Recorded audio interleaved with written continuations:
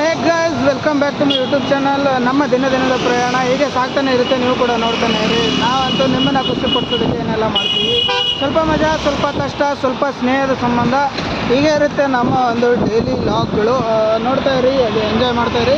ಇವಾಗ ಲಾಗ್ನ ಸ್ಟಾರ್ಟ್ ಮಾಡ್ತಾ ಇರೋದು ಡ್ಯೂಟಿ ಮೇಲ್ಗಡೆಯಿಂದನೇ. ನೋಡಿ, ಇದು ಬಂದುಬಿಟ್ಟು ಜೊಮ್ಯಾಟೊ ಡ್ರೆಸ್ಸು. ಇದು ನನ್ನ ಗಾಡಿ. ಇವಾಗ ಸದ್ಯಕ್ಕೆ ಈ ಹೋಟೆಲ್ ಹತ್ರ ಒಂದು ಆರ್ಡ್ರ್ ಬಿದ್ದಿದೆ. ಆರ್ಡ್ರನ್ನ ಪಿಕ್ ಮಾಡಬೇಕು ಅಂತ ಹೇಳ್ಬಿಟ್ಟು ಬಂದಿದ್ದೀನಿ. ಇನ್ನೂ ಕೂಡ ಆರ್ಡ್ರ್ ರೆಡಿ ಇಲ್ಲ. ಆರ್ಡ್ರ್ ರೆಡಿ ಆದ ತಕ್ಷಣ ಹೋಗಿ ಪಿಕ್ ಮಾಡಿಕೊಂಡು ಮತ್ತೆ ನಾವು ಅದನ್ನು ಡ್ರಾಪ್ ಮಾಡೋದಕ್ಕೆ ಹೋಗಬೇಕು. ಸದ್ಯಕ್ಕೆ ವೇಟ್ ಮಾಡ್ತಾ ಇದ್ದೀನಿ, ನೋಡಬೇಕು. ಇನ್ನೂ 3 ನಿಮಿಷ ತೋರಿಸ್ತಾ ಇದೆ ಇದರಲ್ಲಿ. ಆ್ಯಪಲ್ಲಿ 3 ನಿಮಿಷ ತೋರಿಸ್ತಾ ಇದೆ ಆರ್ಡ್ರ್ ರೆಡಿ ಆಗೋದಕ್ಕೆ. 3 ನಿಮಿಷ ಆದ ತಕ್ಷಣ ಹೋಗಿ ಕೇಳ್ಬೋದು. ಕೇಳಿದ ತಕ್ಷಣ ರೆಡಿ ಇದ್ದರೆ ಕೊಡ್ತಾರೆ, ಇಲ್ಲಾಂದರೆ ಇಷ್ಟು ಟೈಮ್ ಆಗುತ್ತಪ್ಪ ಅಂತ ಹೇಳ್ತಾರೆ. ನೋಡೋಣ ಬನ್ನಿ. ಮತ್ತೆ ಆರ್ಡ್ರನ್ನ ಪಿಕ್ ಮಾಡಿಕೊಂಡು ಡ್ರಾಪ್ ಮಾಡ್ತೀನಲ್ಲ, ಡ್ರಾಪ್ ಲೊಕೇಶನ್ ಸಿಗ್ತೀನಿ ನಿಮಗೆ. ಸೊ ಗೈಸ್, ಇವಾಗ ಏನಾಗಿದೆ ಅಂದರೆ ಆರ್ಡ್ರನ್ನ ಬ್ರಾಹ್ಮಿನ್ಸ್ ತಟ್ಟೆ ಇಡ್ಲಿ ಸೈಡ್ ಕೊಟ್ಬಿಟ್ಟಿದ್ದಾನೆ. ಅಂದರೆ ಬ್ರಾಹ್ಮಿನ್ಸ್ ತಟ್ಟೆ ಇಡ್ಲಿಲೇ ಕೊಟ್ಟಿರೋದು. ಇವಾಗ ಆರ್ಡ್ರ್ ರೆಡಿ ಆಗೋದಕ್ಕೆ ಇನ್ನೂ 13 ನಿಮಿಷ ತೋರಿಸ್ತಾ ಇದೆ. ಅಂದರೆ ಆಲ್ಮೋಸ್ಟ್ ಅಲ್ಲಿ 15ರಿಂದ 20 ನಿಮಿಷ ಅಂತಲೇ ಅಂದ್ಕೋಬೋದು. ವೇಟ್ ಮಾಡಬೇಕು ಇವಾಗ ಆರ್ಡ್ರ್ ರೆಡಿ ಆಗೋವರೆಗೂ ಕೂಡ. 15ರಿಂದ 20 ನಿಮಿಷ ವೇಟ್ ಮಾಡಿ ಅದನ್ನು ಪಿಕ್ ಮಾಡ್ಕೊಂಡು ಹೋಗಬೇಕು. ಡ್ರಾಪ್ ಎಷ್ಟು ಕೊಟ್ಟಿದ್ದಾನೆ ಅಂದರೆ ಕೇಳಿದ್ರೆ ಶಾಕಾಗಿ ಹೋಗ್ತೀರಾ. 9 ಕಿಲೋಮೀಟ್ರ್ ಡ್ರಾಪ್ ಇದೆ ಗುರು. ಆಲ್ಮೋಸ್ಟ್ ಅಲ್ಲಿ 9ರಿಂದ 9.5 ಕಿಲೋಮೀಟ್ರ್ ಆಗುತ್ತೆ. ಎರಡೂ ಸೇರಿಬಿಟ್ಟು ಮಲ್ಟಿ ಆರ್ಡ್ರ್ ಕೊಟ್ಟಿರೋದು, ಅದೊಂದು ಖುಷಿ ವಿಚಾರ. ಲೇಟ್ ಆದರೂ ಪರವಾಗಿಲ್ಲ, ಓಕೆ, ಮ್ಯಾನೇಜಬಲ್. ಬನ್ನಿ ನೋಡೋಣ. ಆರ್ಡ್ರ್ ರೆಡಿ ಆದ ತಕ್ಷಣ ಅದನ್ನು ಪಿಕ್ ಮಾಡಿಕೊಂಡು ಇಲ್ಲಿಂದ ನಮ್ಮ ಪ್ರಯಾಣ ಯಲಹಂಕ ಸೈಡ್ ಕೊಟ್ಟಿದ್ದಾನೆ. ಯಲಹಂಕ ಹೋಗಬೇಕು. ನೋಡೋಣ ಎಷ್ಟೊತ್ತಿಗೆ ರೆಡಿ ಮಾಡ್ತಾರೆ ಅಂತ. ಸೊ ಗೈಸ್, ಏನು ಗೊತ್ತಾ, ಬ್ರಾಹ್ಮಿನ್ಸ್ ತಟ್ಟೆ ಇಡ್ಲಿಲಿ ಮಲ್ಟಿ ಆರ್ಡ್ರ್ ಬಿದ್ದಿತ್ತಲ್ಲ, ಅದನ್ನು ಕೊಡೋದಕ್ಕೆ ಅರ್ಧ ಗಂಟೆ ಮಾಡಿದ್ರು. ಅರ್ಧ ಗಂಟೆ ತಗೊಳುತ್ತಾ ಒಂದು ಆರ್ಡ್ರ್ ರೆಡಿ ಮಾಡೋಕ್ಕೆ. ಅದಕ್ಕಿಂತ ಜಾಸ್ತಿ ಟೈಮೆಲ್ಲ ಕಾದಿದ್ದೀವಿ. ಹೈಯೆಸ್ಟ್ 50 ನಿಮಿಷ. ಮಾಲಾಪೇಶದಲ್ಲೆಲ್ಲ 1 hour ಕಾದಿದ್ದೀವಿ. But 2 order very simple. 2 ಆರ್ಡ್ರಲ್ಲೂ ಕೂಡ ಬರೀ ಇಡ್ಲಿ ಇದ್ದಿದ್ದು. ಅದನ್ನು ಕೊಡೋದಕ್ಕೆ ಅರ್ಧ ಗಂಟೆ ತಗೊಂಡು, ಅದರಲ್ಲಿ ಒಂದು ಆರ್ಡ್ರು L&Tಗೆ ಬಿದ್ದಿತ್ತು. ಅದನ್ನು ತೊಗೊಂಬಂದು ಡ್ರಾಪ್ ಮಾಡಿದ್ದೀನಿ L&Tಲಿ. ಇದು ನೋಡಿ, L&T ಅಪಾರ್ಟ್ಮೆಂಟ್ 3ಅಲ್ಲಿ 11ನೇ ಫ್ಲೋರಲ್ಲಿ ಬಿದ್ದಿದ್ದು ಗುರು ಆರ್ಡ್ರು. ಅದನ್ನು ಡ್ರಾಪ್ ಮಾಡಿದ್ದೀನಿ. ಇವಾಗ ಸೆಕೆಂಡ್ ಆರ್ಡ್ರ್ ಡ್ರಾಪ್ ಮಾಡೋದಕ್ಕೆ ಹೋಗ್ತಾಯಿದ್ದೀನಿ. ಬನ್ನಿ ನೋಡೋಣ. ಸೊ ಗೈಸ್, ತುಂಬ ದಿವಸ ಆಗಿತ್ತು. ತುಂಬ ದಿವಸದಿಂದ ಕರೆಕ್ಟಾಗಿ ನಾನು ಡೆಲಿವರಿ ಜಾಬ್ ಮಾಡಿಲ್ಲ. ಕಳೆದ 1 ವಾರದಲ್ಲಂತರೂ ನಾನು ಮಾಡಿರೋದು ಬರೀ 6 ಆರ್ಡ್ರ್ ಅಷ್ಟೇ. ಇಲ್ಲಿವರೆಗೂ ಕೂಡ, ಇವತ್ತು ಶುಕ್ರವಾರ, ಇಲ್ಲಿವರೆಗೂ 6 ಆರ್ಡ್ರನ್ನ ಮಾಡಿರೋದು ನಾನು. 6 ಆರ್ಡ್ರಲ್ಲಿ ಏನಕ್ಕೆ ಇಷ್ಟೊಂದು ಕಡಿಮೆ ಏನಕ್ಕಾಯಿತು ಅಂದರೆ, ಫಸ್ಟ್ 2 ಡೇಸು ನಾನು ಶೂಟಿಂಗು ಎಡಿಟಿಂಗ್ ಅಂತ ಕೆಲಸ ಇತ್ತು. ಅದು ತುಂಬಾ ಇತ್ತು. ಅದಕ್ಕೋಸ್ಕರ ನಾನು ಶೂಟಿಂಗ್ ಮಾಡಿದೆ, ಅಂದರೆ ರಜೆ ಮಾಡಿದೆ. ಆಮೇಲೆ ಅದು 2 ದಿವಸ ಆದಮೇಲೆ ಒಂದು ದಿವಸ ಸಿಕ್ಕಾಪಟ್ಟೆ ಮಳೆ ಬಂತು, ಬುಧವಾರ ದಿವಸ. ನಿಮಗೆಲ್ಲ ಗೊತ್ತಿರುತ್ತೆ, ನೀವು ನೋಡಿದರೆ. ಬುಧವಾರ ಹೆವಿ ರೈನ್ಫಾಲು ಬೆಂಗಳೂರಲ್ಲಿ. ಅವತ್ತು ಹೋಗೋಕ್ಕೆ ಆಗಲಿಲ್ಲ. ಮೀನ್ಸ್ ರಸ್ತೆಗಳೆಲ್ಲ ಸರಿ ಇಲ್ಲ.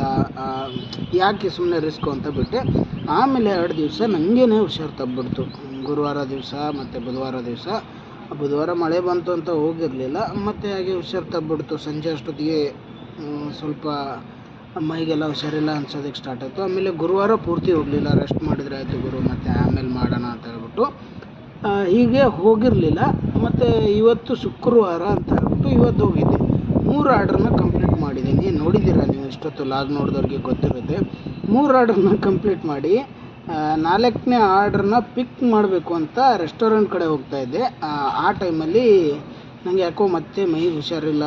ರಿಸ್ಕ್ ತಗೊಳ್ಳೋದು ಬೇಡ, ಆರಾಮ್ ಮಾಡ್ಕೊಳ್ಳೋಣ, ಪೂರ್ತಿ ಆರಾಮಾದಮೇಲೆ ಮಾಡೋಣ ಅಂತ ಹೇಳ್ಬಿಟ್ಟು ಮನೆ ಕಡೆ ಬಂದಿದ್ದೀನಿ. ಇವಾಗ ಸದ್ಯಕ್ಕೆ ನಾನು PG ಹತ್ರ ಬಂದುಬಿಟ್ಟು ಲಾಗ್ನ ಮಾಡ್ತಾ ಇರೋದು.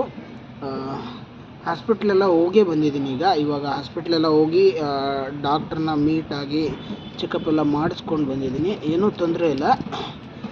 ಕರೆಕ್ಟಾಗಿ ರೆಸ್ಟ್ ಮಾಡಬೇಕು, ಕರೆಕ್ಟಾಗಿ ಊಟ ಮಾಡಬೇಕು ಅಂತ ಹೇಳಿದ್ದಾರೆ ಅಷ್ಟೇ. ಅದು ಬಿಟ್ಟರೆ ಏನೂ ಪ್ರಾಬ್ಲಮ್ ಇಲ್ಲ. ಅದೆಲ್ಲ ಮಾಡಿದರೆ ಆಯಿತು, ಅದೊಂದು ಮ್ಯಾಟ್ರಾ ನಮಗೆಲ್ಲ ಅಂತ ಹೇಳ್ಬಿಟ್ಟು ಬಂದಿದ್ದೀನಿ. ಹಾಗೆ ಸ್ವಲ್ಪ ಟ್ಯಾಬ್ಲೆಟ್ಸ್ ಎಲ್ಲ ಕೊಟ್ಟಿದ್ದಾರೆ, ಅದನ್ನೆಲ್ಲ ತಗೊಳ್ಳೋಣ. ಅದನ್ನೆಲ್ಲ ಒಂದು ಅವರೇನು ಹೇಳಿದಾರೋ ಆ ಇನ್ಸ್ಟ್ರಕ್ಷನ್ಸ್ನ ಫಾಲೋ ಮಾಡೋಣ. ಇವಾಗ ಸದ್ಯಕ್ಕೆ ನನ್ನ ಹತ್ರ ಇರೋದು ನಾಳೆ ನಾಡಿದ್ದು 2 ದಿವಸ, ಅಂದರೆ ಸ್ಯಾಟರ್ಡೆ ಸಂಡೇ 2 ದಿವಸ ಮಾತ್ರ ಬಾಕಿ ಇದೆ.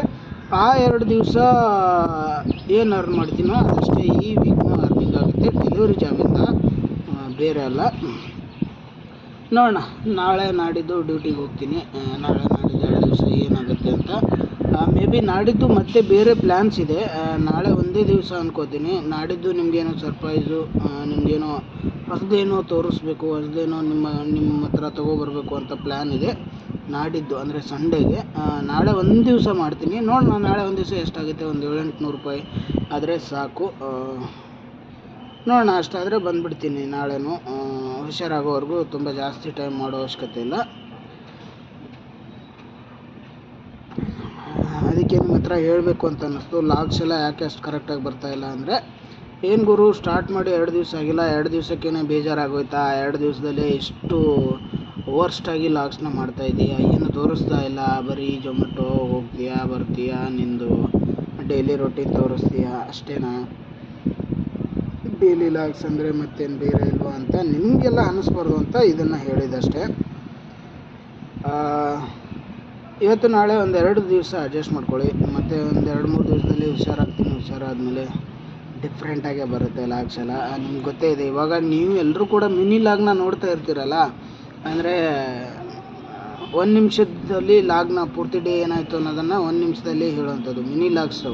ಅದನ್ನು ನೋಡ್ತಾ ಇರ್ತಿರಲ್ಲ, ನಿಮಗೆಲ್ಲ ಗೊತ್ತಿರುತ್ತೆ ನಾನು ಯಾವ ರೇಂಜಿಗೆ ಮಾಡ್ತಾಯಿದ್ದೀನಿ ಲಾಗ್ಸ್ ಅಂತ ಹೇಳ್ಬಿಟ್ಟು. ಎಷ್ಟು ಚೆನ್ನಾಗಿ ಬರ್ತಾಯಿದೆ, ಅದಕ್ಕೆ ಎಷ್ಟು ಚೆನ್ನಾಗಿ ಸಪೋರ್ಟು ಕೂಡ ಮಾಡ್ತಾಯಿದ್ದೀರಾ. ಇನ್ಸ್ಟಾಗ್ರಾಮು, ಫೇಸ್ಬುಕ್ಕು ಮತ್ತು ಯೂಟ್ಯೂಬಲ್ಲೂ ಕೂಡ ಅಪ್ಲೋಡ್ ಮಾಡ್ತಾಯಿದ್ದೀನಿ, ಇದೇ ಚಾನಲಲ್ಲಿ ಡೈಲಿ ಅಪ್ಲೋಡ್ ಮಾಡ್ತಾಯಿದ್ದೀನಿ. ಅದನ್ನು ಕೂಡ ಆ ರೇಂಜ್ಗೆ ಡೈಲಿ ಲಾಗ್ಸು ಫುಲ್ ಲಾಗು ಕೂಡ ಅದೇ ರೇಂಜ್ಗೆ ಮಾಡಬೇಕು, ಅದೇ ಒಂದು ಎನರ್ಜಿನ ಇಟ್ಕೊಂಡು ಮಾಡಬೇಕು ಅಂತ ಹೇಳ್ಬಿಟ್ಟು ಪ್ಲ್ಯಾನ್ ಮಾಡಿದ್ದೀನಿ.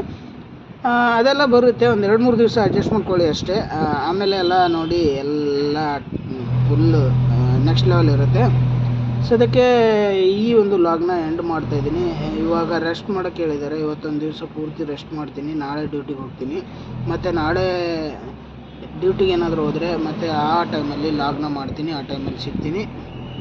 ಸದ್ಯಕ್ಕೆ ಲಾಗ್ನ ಇಲ್ಲಿಗೆ ಎಂಡ್ ಮಾಡ್ತಾಯಿದ್ದೀನಿ. ಟೇಕ್ ಕೇರ್, ಟಾಟಾ, ಬಾಯ್ ಬಾಯ್. ಮತ್ತು ನಾಳಿನ ಲಾಗಲ್ಲಿ ಸಿಗ್ತೀನಿ.